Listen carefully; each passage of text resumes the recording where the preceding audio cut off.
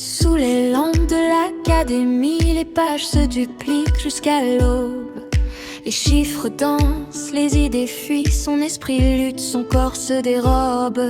Quand le monde ferme enfin les yeux, Layla commence à respirer. Entre deux battements anxieux, le ciel devient son réconfort.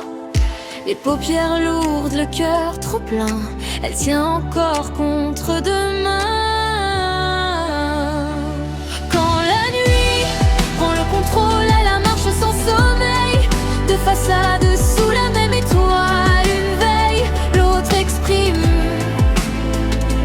Fatiguée, sans once de fragilité, sous la pression elle demeure silencieuse. Même perdue dans ses insomnies, elle avance douce et infinie.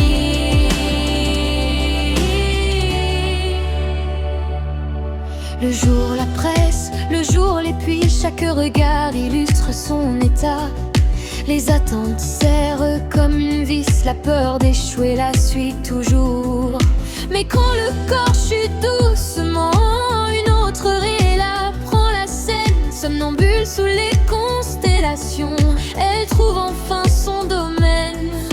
Elle ne se souvient pas du chemin, mais les étoiles, elles le connaissent bien.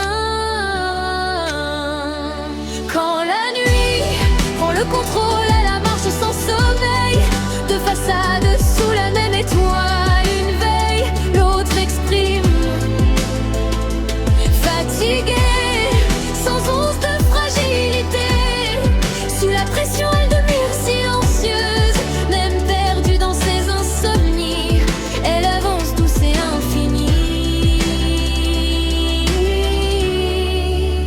Si le savoir est un fardeau, elle le porte sans plainte. Chaque pas tremblant va plus haut, même quand l'espoir en manque. On l'appelle faible, distraite, lente.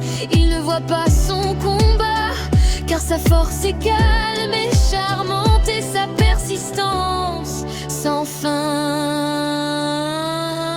Quand la nuit arrive, Layla devient étoile réelle. Entre épuisement et auréole, elle transforme l'ombre en ciel.